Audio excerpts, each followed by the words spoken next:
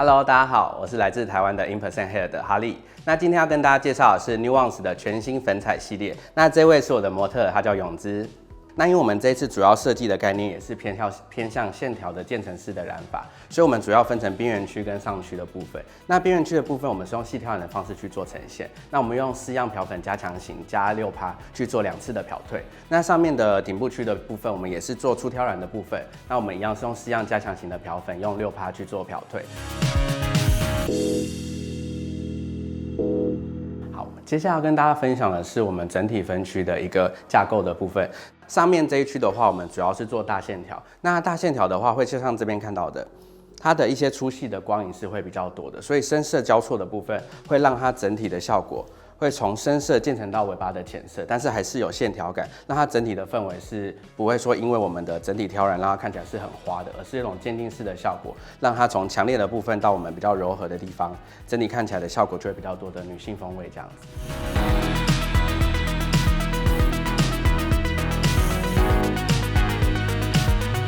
我们接下来上色喽。那我们这次要上 Nuance 的全新粉彩色系的新的2个颜色。那这次我要跟大家介绍的是，一个是比较灰感的颜色，那一个是粉紫色系的颜色。那主要会用这2支直接存上在我们的头发上。那就让我们期待下去吧。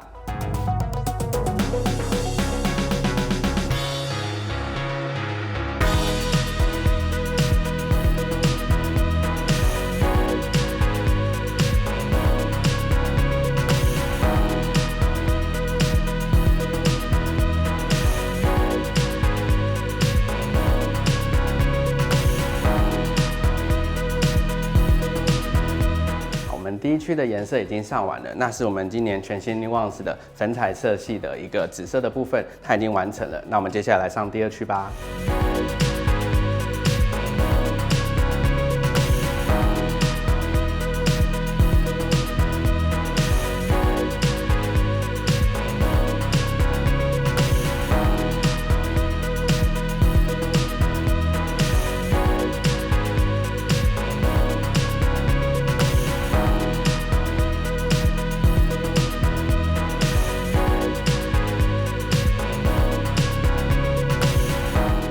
颜色在这边都已经上色完毕喽。那我们一样就是有分上下层的部分，上层的地方就是上我们这次新色的灰色系，那我们下层的部分就是上我们的紫色系的部分，所以2个的颜色对比是蛮大的。那其实它在整体效果来说的话，它的渐进式的效果，里面的阴影的内层的深色跟外面的浅色的那种对比效果，会让整体的柔和度以及光影感会再更好。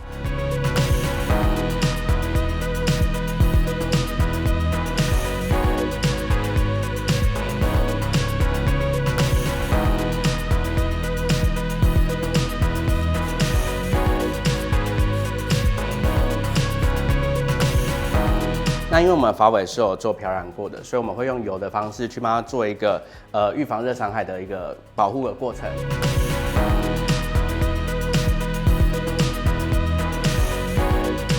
我们刚刚已经把模特的头发都已经是做吹干的动作，那我们接下来造型。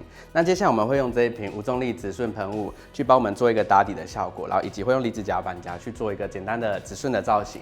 那这一瓶的效果的话，它可以增加我们头发的一个抗热的效果。那它夹完之后，它的柔顺度是会比较好，也比较会有光泽感，也比较不会伤头发这样。